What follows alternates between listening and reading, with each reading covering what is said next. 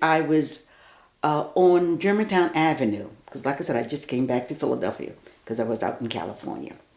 And I was just strolling my son along Germantown Avenue and I heard the sound of drums.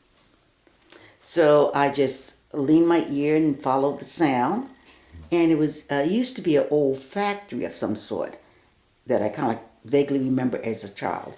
And so I slowly opened the door, and there was the company that I had saw so many years ago, and I couldn't believe it. I said, it's more than just fate. And I came in and I asked them about the classes and stuff like that. And within a couple of weeks, I was there at Arthur. Me and my son, he was about 3 months old at that time.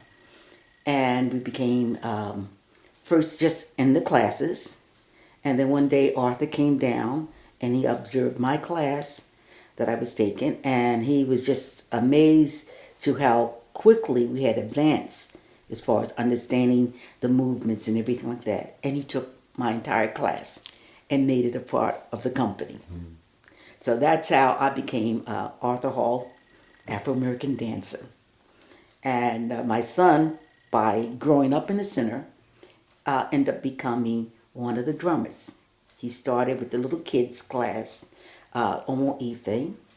And then as he got older, he went on to the junior company. And before he could even graduate, I call it, from the junior company, Arthur snatched him up and made him a part of the senior company. I think he was about 16 years old when Arthur made him a senior drummer. Mm.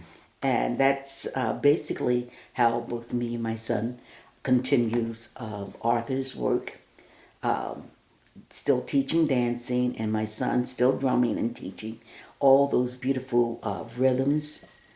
All the information about the culture is still being passed right today.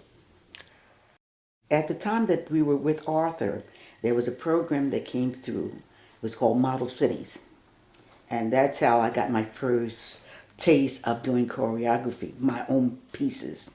I was teaching, believe it or not, modern dance for Arthur.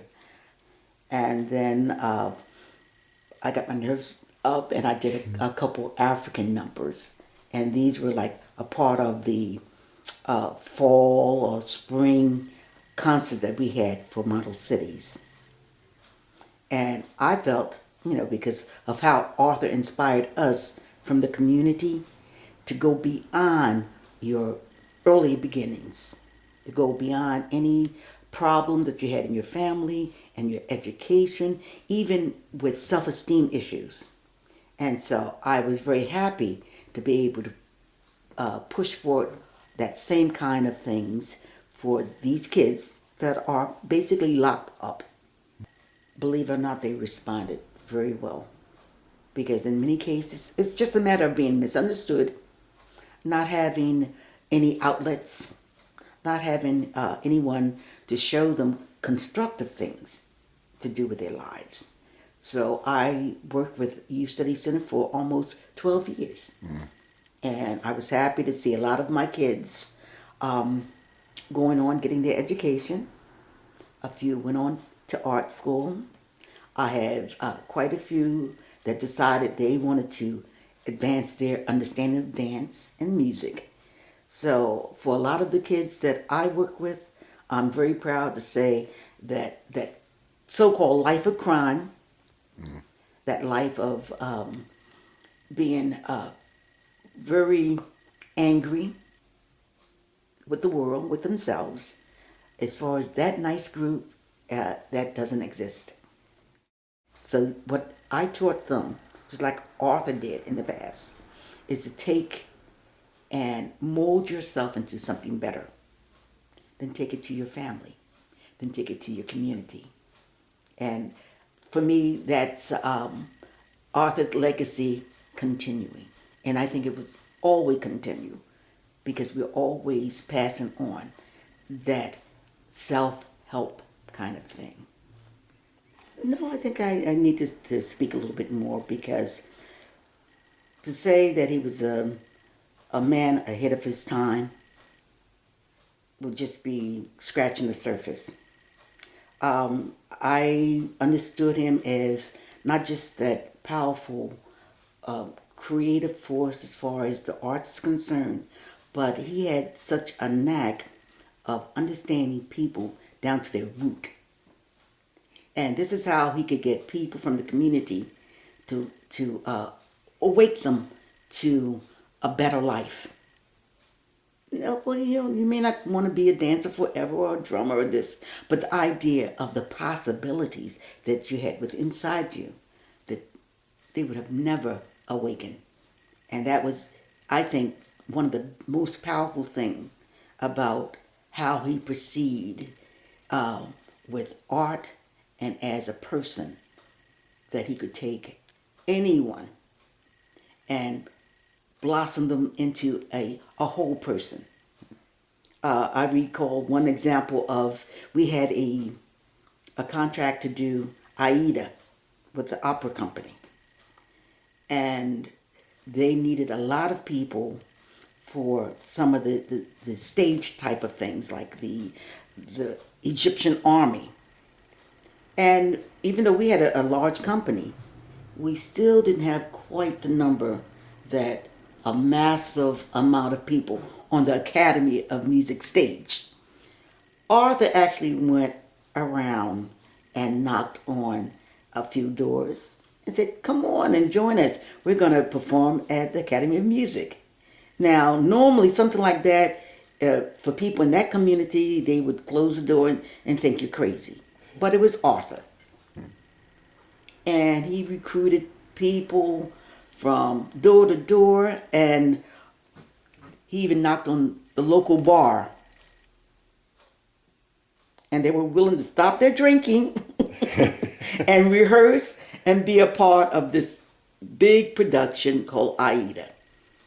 I'm pretty sure it was the first time that some of those people had ever stepped into a theater, let alone on the theater, just to come in and to be a part of an opera. These are people from the Ploys spots in North Philadelphia, all dressed up in the Egyptian army outfits, waiting on the king and queen of Egypt.